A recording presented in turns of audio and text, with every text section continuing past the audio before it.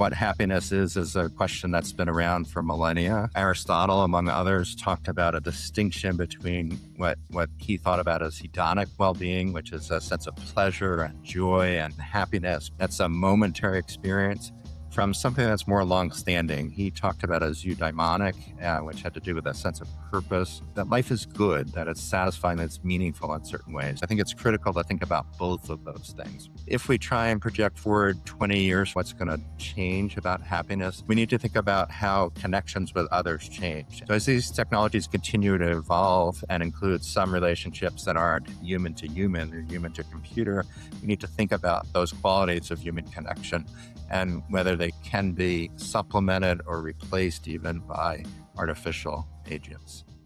Welcome to the Futurecaster podcast, where we give you a front row seat into the future of business, life, and human potential.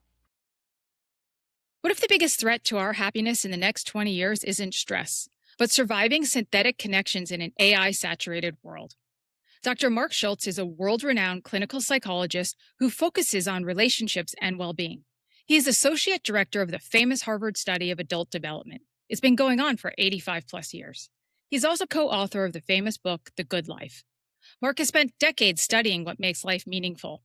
The study's core finding was clear. Strong relationships are the single greatest predictor of long-term health, happiness, and longevity. But those findings emerged well before AI began shaping how we connect. So we need to ask questions few people are asking. What happens when machines mediate or replace our relationships and intimacy? Will AI deepen human connection or replace it? The next relationship crisis might not come from scarcity or loneliness, but from artificial abundance and the cultural backlash that may rise to protect our real human relationships. Hi, Marc. Welcome to Futurecaster. I'm excited to speak with you today and envision the future with you.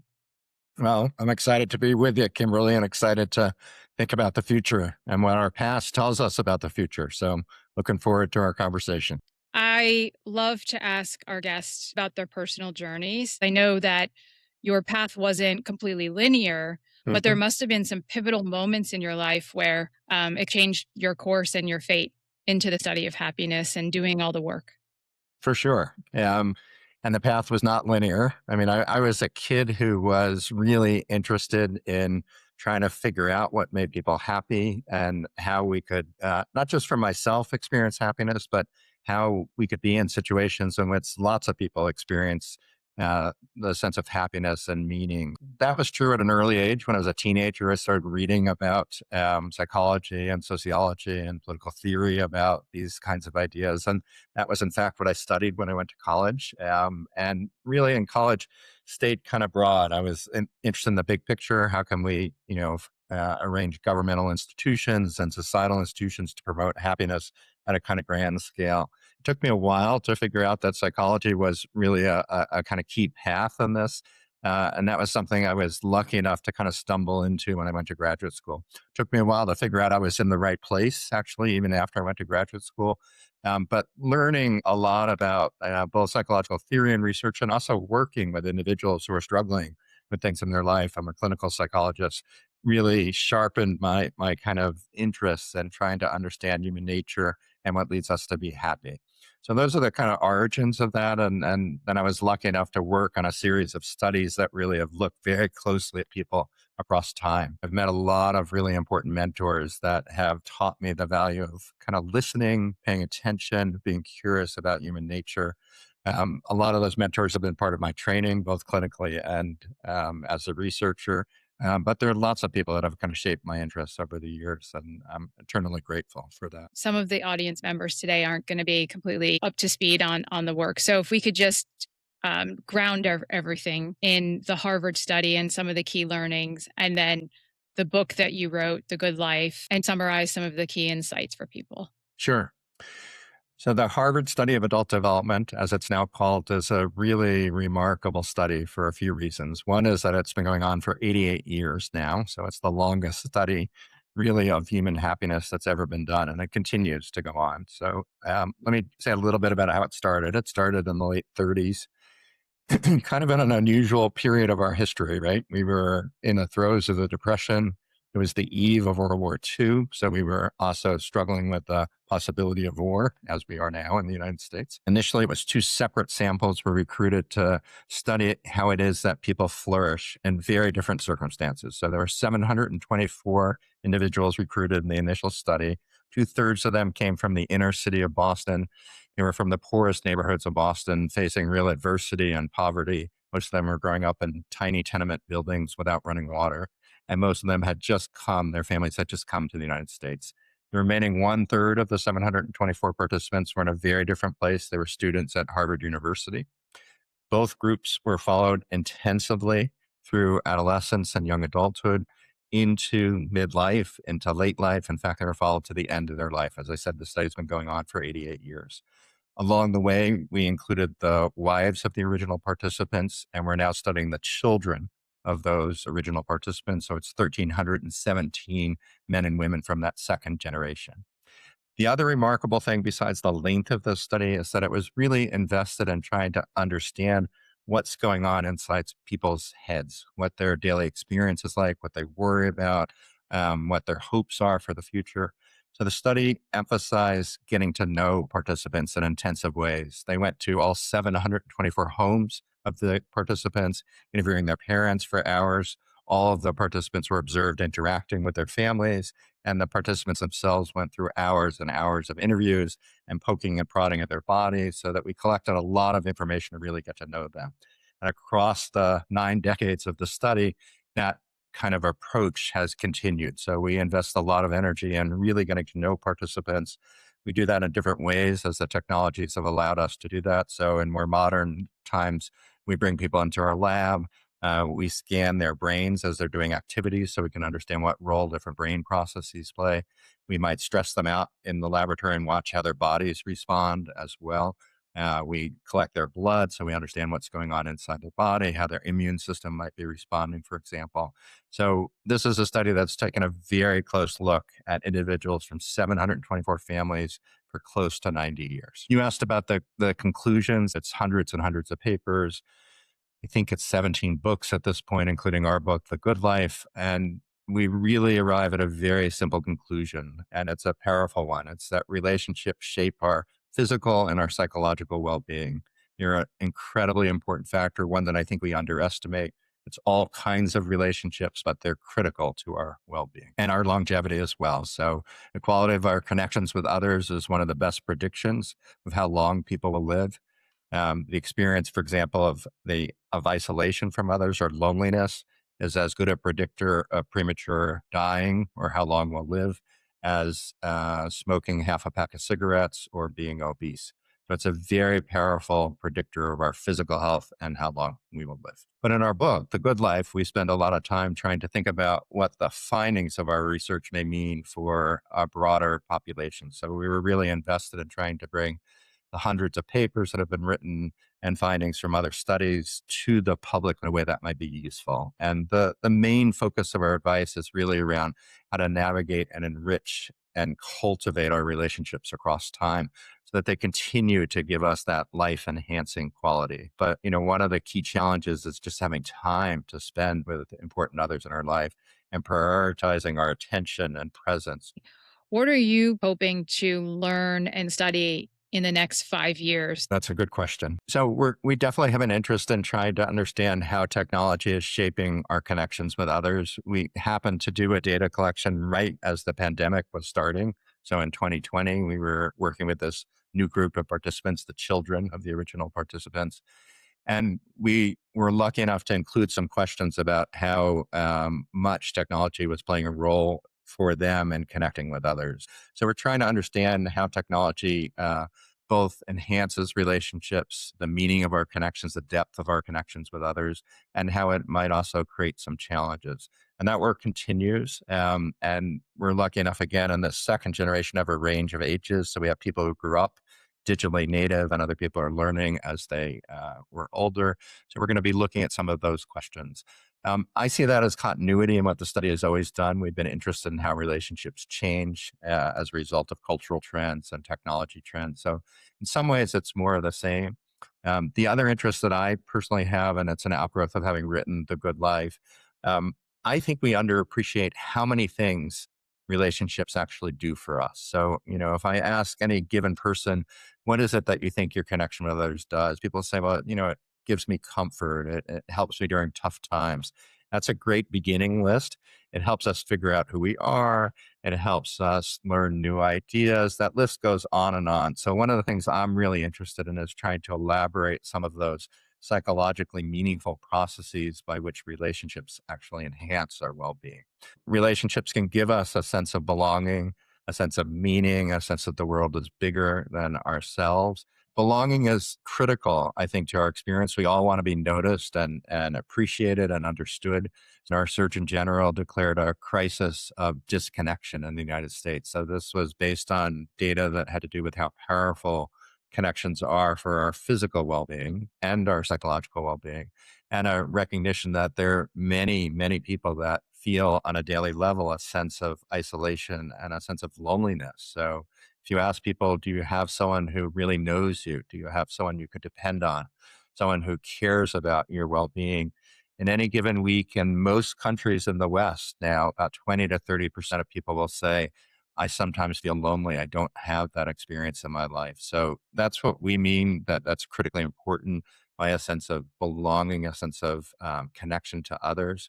And we get that by our engagement with others and being part of a community. It's really critical. In the past, when you were doing this study, AI wasn't as pervasive as it is now. I think AI is going to reshape relationships, intimacy, and romance, and all other things, unlike we've seen in the past. So I think this is a really important conversation at a really important moment to have so that we can help people plan for or envision what might happen next. If you could project your findings 20 years into the future, what aspects of this current understanding of happiness might need to evolve? I want to answer that question. I'm going to take a step back. We need to think about what we mean by happiness, right? So the question of what happiness is a question that's been around for millennia. So we can look back to really strong influences. We can look back to ancient Greece and Greek philosophy. So Aristotle, among others, talked about a distinction between what he thought about as hedonic well-being, which is a sense of pleasure and joy and happiness when we smile and just feel great. That's a momentary experience, from something that's more long-standing. He talked about as eudaimonic, which had to do with a sense of purpose. But it's really a sense of meaning, or a sense that life is good, that it's satisfying, that it's meaningful in certain ways. So when we talk about is happiness changing, or what the key ingredients, I think it's critical to think about both of those things, right? So if we try and project forward 20 years from now and think about, what's going to change about happiness, we need to think about how connections with others change. And those connections have an impact on both the hedonic quality, that happiness that we experience. We usually experience our greatest joy with people that we care about. We look for friends to help us enjoy ourselves, to experience pleasure. It's a key part of connections with others. But it's also a place where we get our sense of meaning, who we are, who we want to be, new ideas our friends and colleagues bring into our life. So I think connections are likely to continue to change as culture and technology shifts in important ways. So we're already spending more time online with people than we were in the past. And there are differences in how we connect with others when we're online as compared to in person. It's clear that there are fewer emotions, our research suggests. And also, people don't feel quite as close when they're talking through these video mediated boxes. And we can still nod and acknowledge each other in the way that we do in conversation, but we don't get to see that whole body rhythm that develops when we connect with others in person. So I think there's an awareness of that. We can all think about our own lives, how nice it is to see people we care about in person. We also get to experience physical touch and their presence that has all sorts of meaning. So as these technologies continue to evolve and include some relationships that aren't human to human, they're human to computer, we need to think about those qualities of human connection and whether they can be supplemented or replaced even by artificial agents. Do you think in your questionnaire that you might have to be even more specific when you define relationship so that people, as they redefine what relationship and intimacy means, you have a distinction in the future, human to human or, human to your companion? Absolutely.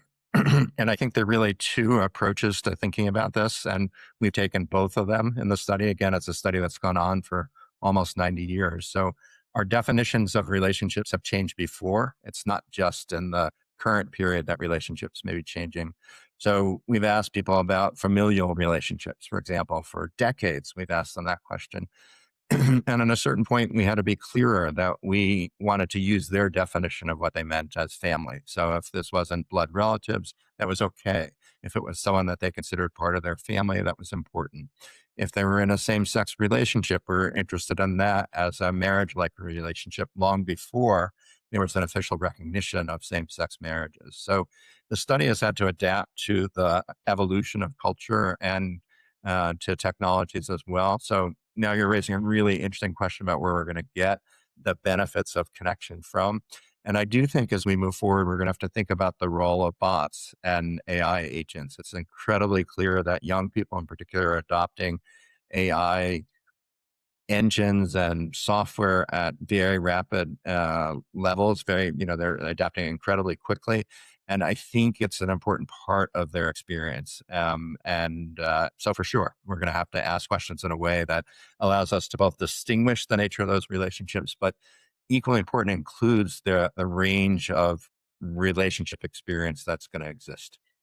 I would love to see data over a long period of time to see people who were deeply in love or even were married to their AI companions or their robots, even their humanoids that are going to enter the home.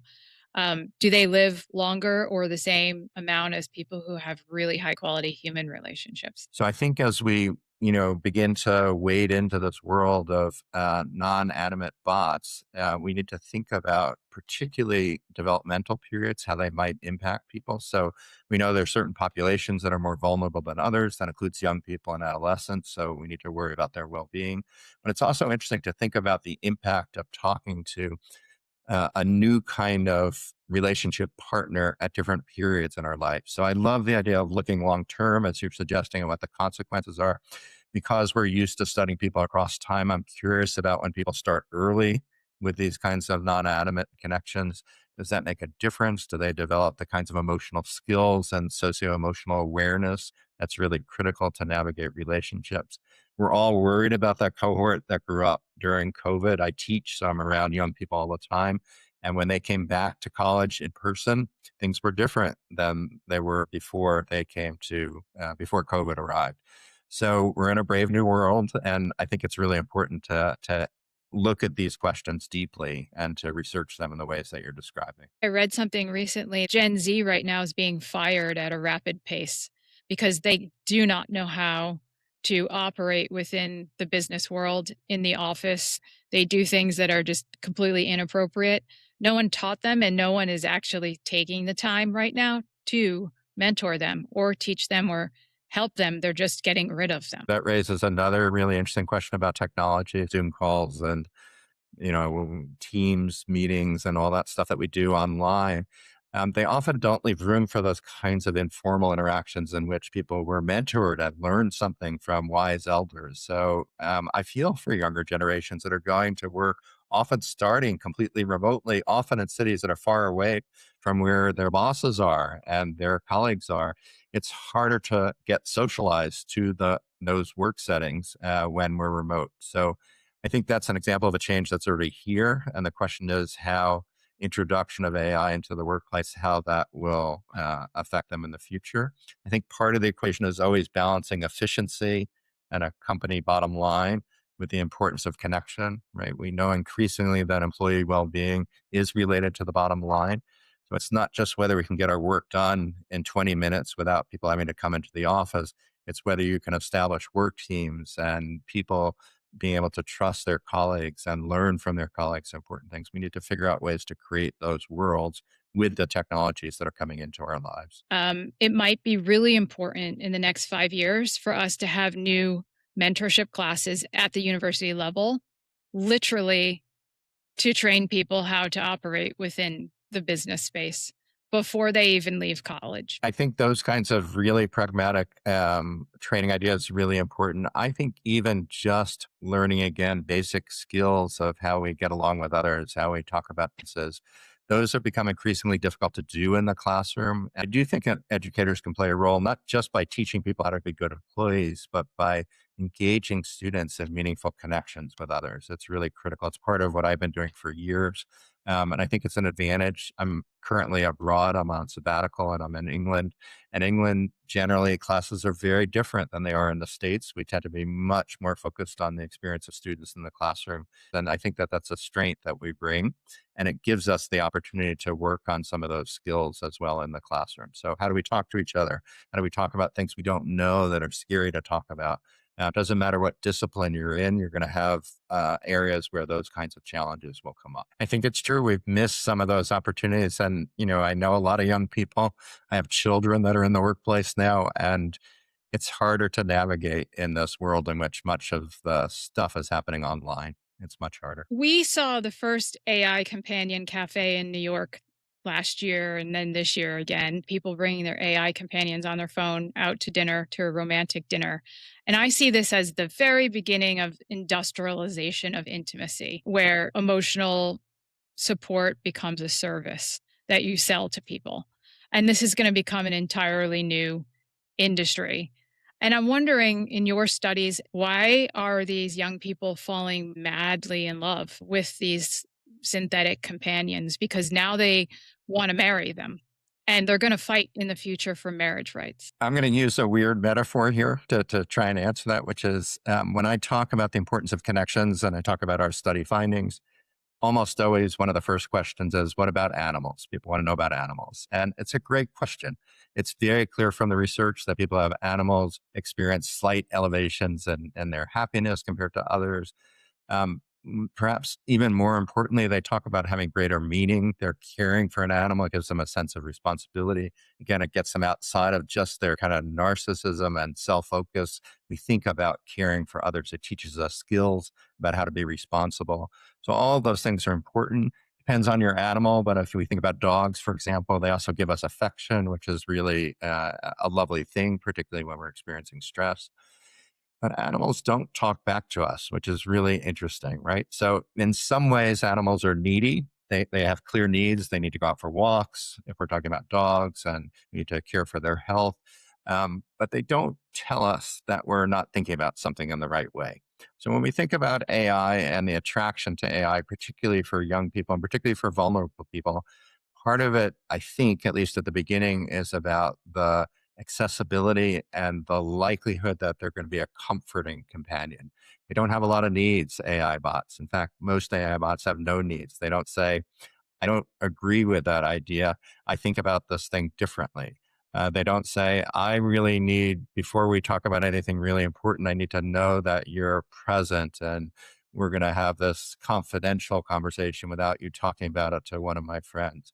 AI bots, at least as we've developed them so far, are kind of needless. And that's part of their popularity, that it's easy to be with an AI bot. When we're with a person, it's messy. Relationships are both incredibly health promoting, but they're also super complicated. We can't control a relationship. Our partner may or may not be the same person that left in the morning and came back. They may have a different mood. They may have experiences during the day that put them in a different place. So there's unpredictability built into human relationships and needs built into human relationships that so far aren't part of these AI experiences. So they're easy is the short answer. That's why I think they become attractive and addictive. It's not that they don't provide things that are positive, right? They might provide a sense of confidence. They might be a place where you can explore thoughts about who you are and your future. All that could be quite positive, but they're lacking some of the complexity of human relationships. And that complexity may be part of why relationships are health promoting. They're frictionless. But Mhm. we as humans, don't we need some friction to feel human? Maybe people who grew up in traumatic environments where friction was a bad thing, this is giving them solace, helping with that. But we as humans, romantic tension, learning how to fight healthily in relationships is actually healthy for relationships. So how do we how does that all come together for humans? If we think about relationships again and what makes them both so exciting and valuable, but also challenging, is you have two people. each with their own priorities and moods and emotions and experiences during the day. And we're trying to navigate that difference. It's not surprising that long-term relationships are hard and challenging, and many of them end up in divorce or long periods of dissatisfaction over time. So relationships are hard. Whether that's necessary for our growth or not, I'm not sure about that. That feels like a kind of moral question. But what I will say is that we have the capacity to grow from our differences. So when we have a difference, when I have a difference with my wife, she thinks about something in a very different way from me. If I can learn to tolerate the scariness of having that difference and lean into it and say, why is it that you think about this thing so differently than I do? I'm really curious about it, not because I'm about to dismiss you and say you're crazy. I'm really curious because I love you and I'm curious about why it is that you think about this so differently. We can do the same thing with a friend, a coworker. So there are opportunities for growth that come from differences and sometimes conflict. But you're also pointing to something critical that I want to say, which is we're different, right? We all have different backgrounds. You mentioned trauma. And for some of us, there might be intermediary steps that we need to take in order to tolerate some of the what you call friction. I might think about our differences or conflict in relationships. We may need to take advantage of kind of intermediary opportunities. So for some people, that's a therapist, or it's a close relationship with a friend if they've come from a difficult family. They learn that other people can be trusted with their innermost experiences. Other people do care about them.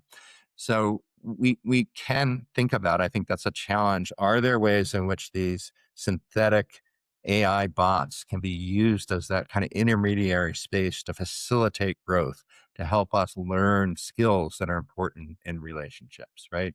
And those are a variety of skills from navigating differences to just learning to what we're doing to each other, giving each other that eye contact and nodding, learning those social skills that encourage the other person to say more. And you are right that to a certain degree, differences and conflict can promote growth under the right circumstances. Bigger question for me is if by 2036, our social life becomes a tech stack where, and I don't mean social media, I mean where AI suggests who you meet or even manipulates who you meet, rewrites your messages and all your communications, resolves your conflicts before they even begin with someone else. If that friction is gone, what happens to true intimacy, even from a biological perspective? So if we start to think about it from the bottom up, and I think it's really critical here. So you talked about biological. So let's think about the effect of human touch. We know from research, we talk about this in our book, The Good Life. We know that when people are touched by another person, their bodies calm in important ways. So if they're dealing with stress, if they're dealing with pain, if they go for a difficult procedure and they're holding the hand of a loved one, the areas in the brain that perceive pain are less active.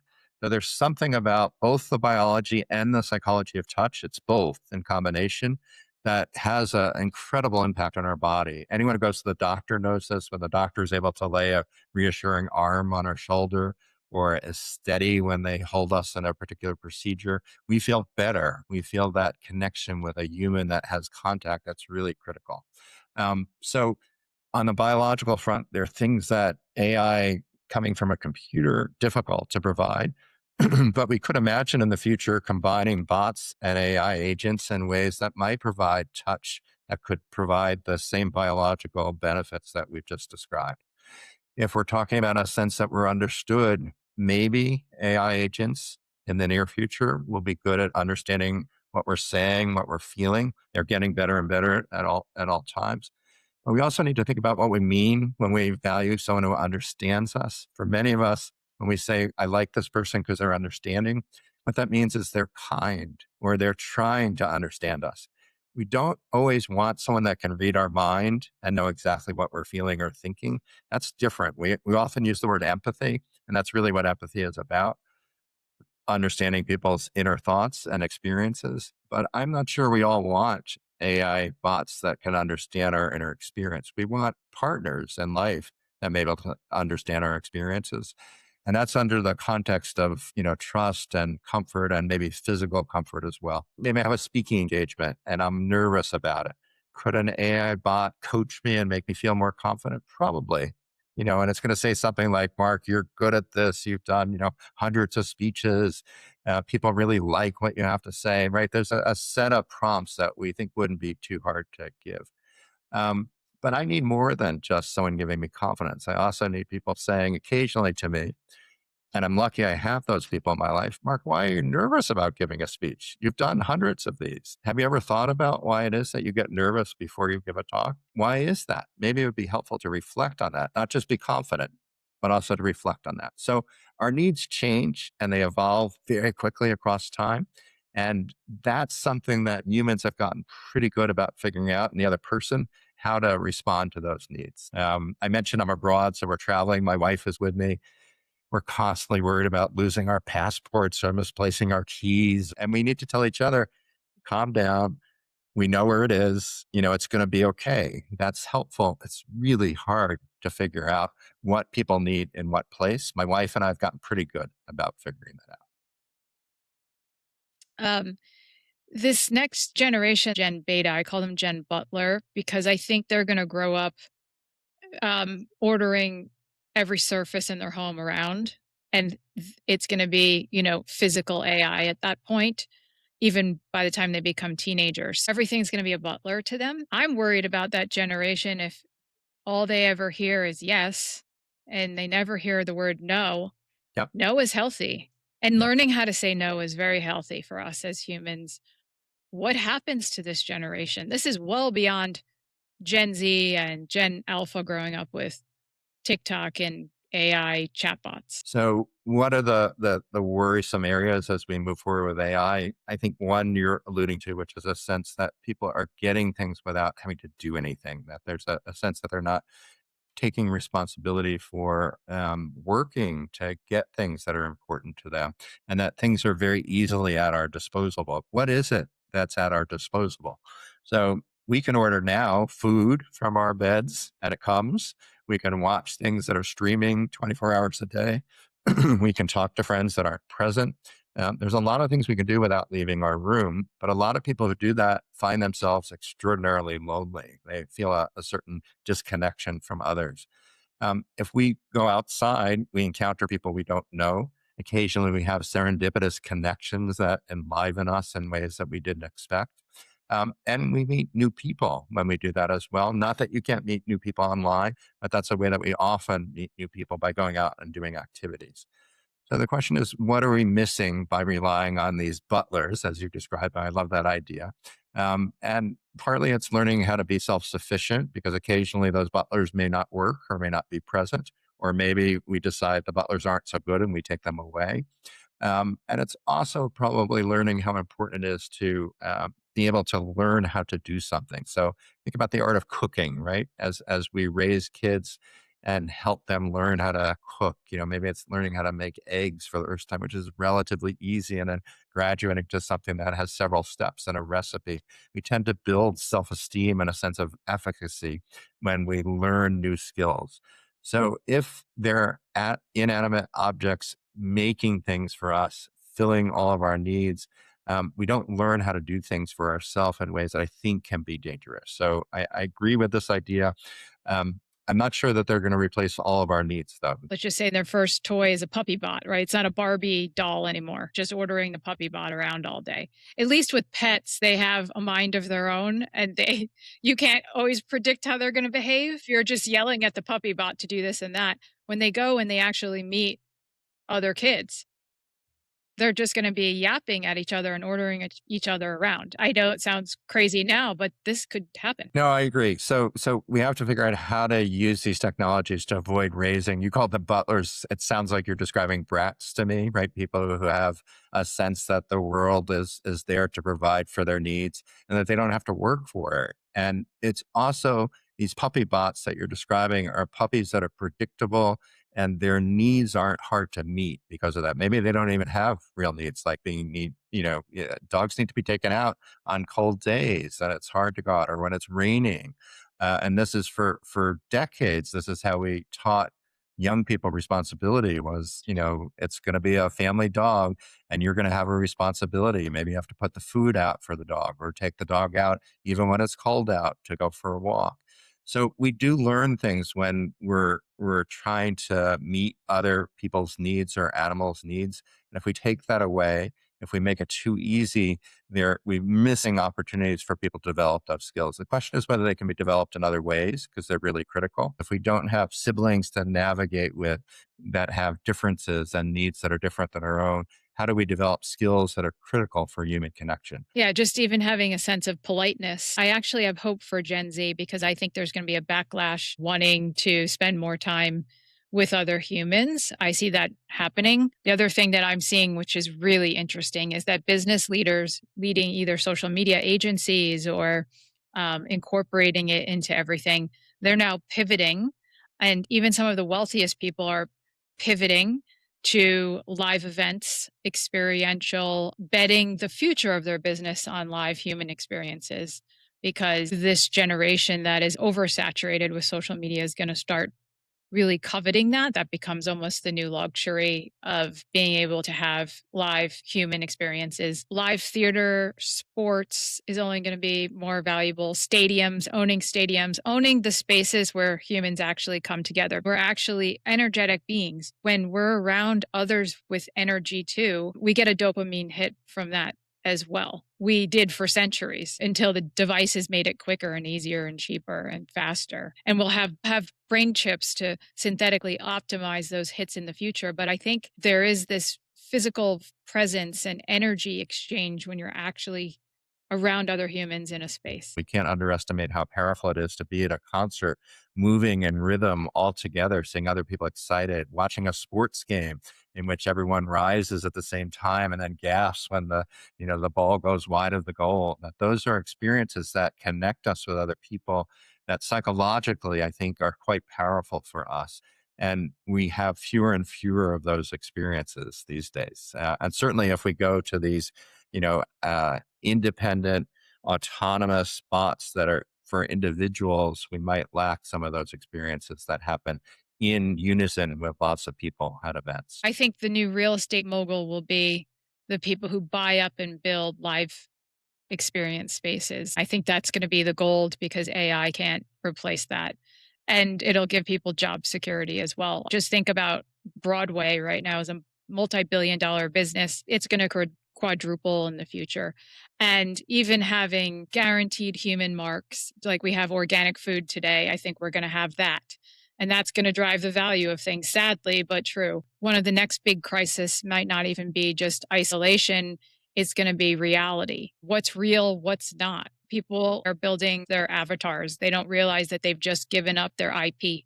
Their one thing that they own in this life, they've given that up, and someone else is going to end up profiting off of their own being. So what is real is going to become extremely valuable in the future. I think it'll get more challenging as we get these avatars that you're describing.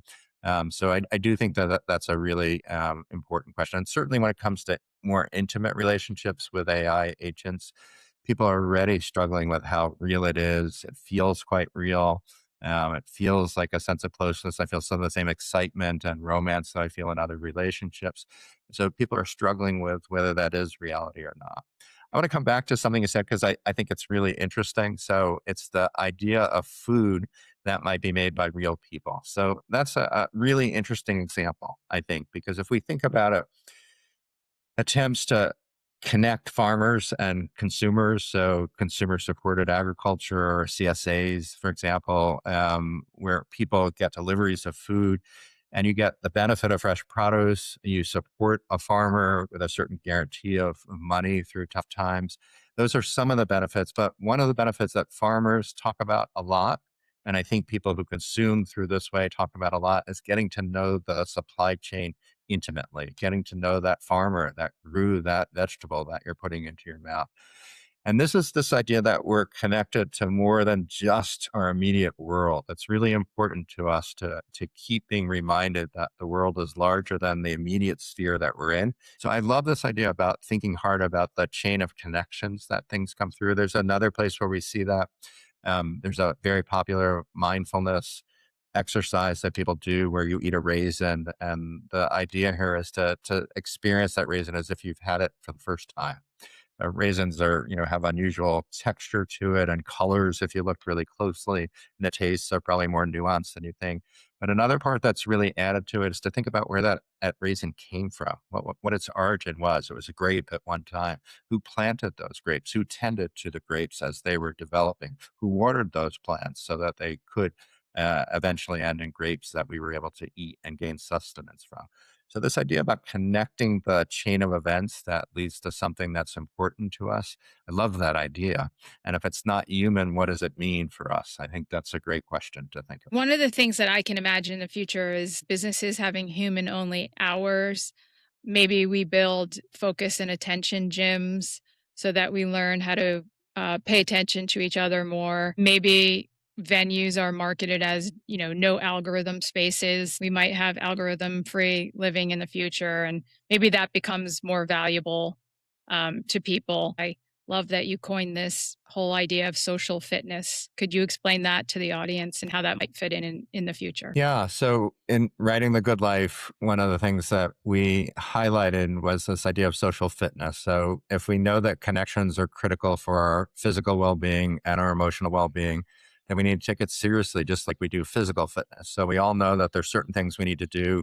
We need to think about whether we're limber or we need to stretch more, or do we have aerobic capacity, or do we need to spend more time training up our ability to breathe under heavy loads. So the same thing is true in social fitness. What works really well for us in our life now? Who are the relationships that we value and that we find invigorating? Are there ways that we can spend more time with those people? Are we actually spending enough time with those people, or are we so distracted by work or the internet or other things that are vying for our attention that we don't actually spend enough time with those people that we really care about and find valuable in our life? So we use social fitness, it really as a metaphor, as a way to think about ways to hone our ability to connect in meaningful ways. So how to be present, how to be attentive and curious when we're with other people. That's all part of social fitness. I've been thinking about what is the relationship equivalent of financial retirement planning? Can we start a relationship planning movement so that throughout life we can maintain that? I love it. So that's really social fitness is what I would say, right? It's thinking hard about how to maximize connection in your life in a way that invigorates your health and your well-being. And there's no more important time to do that than when we age, right? So one of the things that there are really two things that people focus on when they're thinking about retirement. Generally, one is finances. How are they going to navigate without the source of income that they had when they were working? Important concern. Another one is a sense of meaning. So for many people, work is a kind of central part of who they are. It provides a sense of purpose. It gets them out of bed in the morning. So we need to figure out how to replace that source of meaning and purpose with other sources of meaning and purpose. But the part that people don't recognize enough is that their social connections change. So in our study, we talk about it a lot, that we need to find new playmates as we retire. The connections that we had at work, the way in which we organized our time so that maybe on Friday night and Saturday night we had time to connect with others, that changes as we retire. So we need to think about the whole picture, financial security, meaning and purpose, but also we need to think thoughtfully about how to continue our connections that are critical for us and probably cultivate new connections as well. If I retire, do I want to think about volunteering my time or mentoring people in a particular way because I have wisdom that I've acquired across time? And by doing that, might I acquire new connections that also sustain me in important ways? I'm in England right now, and one of the great things in England are what they call allotments. They don't just have public gardens, they have gardening spaces. There's one right across the way from where I'm talking to you right now, in which people come together, particularly in the spring, to plant seeds and nurture their plants. And they do it side by side. These are small plots, 10 by 10, maybe. So they have the opportunity, because they're working side by side with people, to say, Kimberly, your chrysanthemums are growing so beautifully and mine aren't. What's your secret?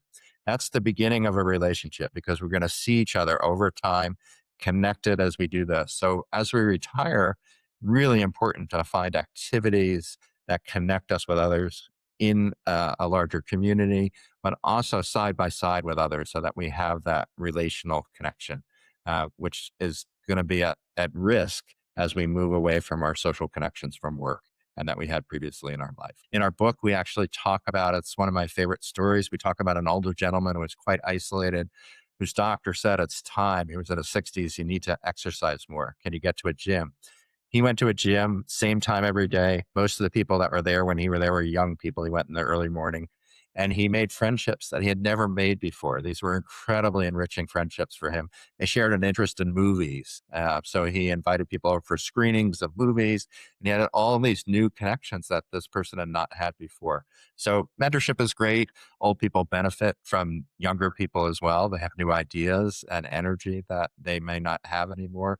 We've studied people across the lifespan, and at different stages, there are different tasks of life. So as an adolescent, we need to figure out how to be more independent by still maintaining our connections to others. In midlife and later life, one of the critical tasks is the question of what we call generativity in our study. So how are we going to have an impact on other people that leaves a legacy for us?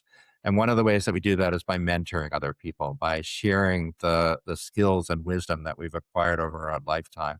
We might leave a legacy in some other way. We might, create a beautiful piece of art that people appreciate, or donate money to a cause that's important. But that legacy becomes more important, giving that legacy, because we're worried about what's going to happen after we leave this planet.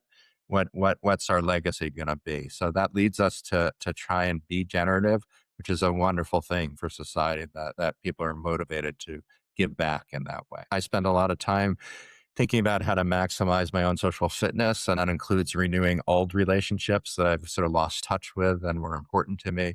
But it also means putting myself in positions where I meet new people. One of the things that I've heard you talk about before, you are a big believer of having appointment relationships where you meet once a week with people at a very specific time. This is something I built into my life in important ways. So the colleague that I wrote the book, The Good Life, with is Bob Waldinger.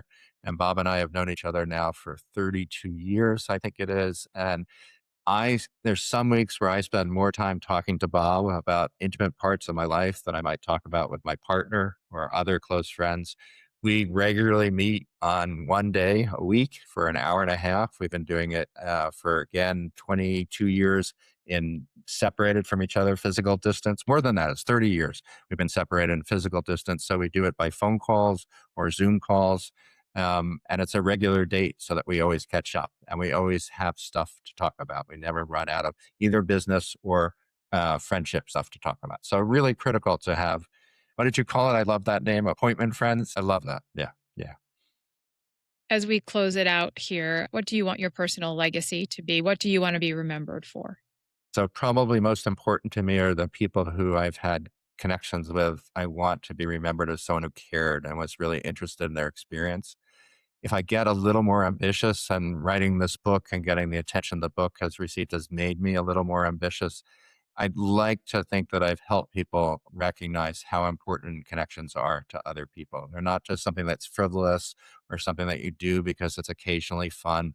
They're really critical for our well-being. So I hope that through my writing and through speaking at interviews like this, I've been able to communicate to others how important it is that we stay connected to the people around us. Marc, I've really enjoyed speaking with you today. I appreciate you so much and for all you're doing in the world to help people. Well, thank you, Kimberly. It's been really fun to talk about this. It's really interesting to think about the future, obviously, and to think about what lessons we can take from the past to help us understand that. If you're enjoying the show and appreciate what we do, the simplest way you can support us is by hitting the subscribe button and sharing this episode with others. And by doing this, our commitment to you is we'll do our very best to make each and every episode better than the last. See you in the future.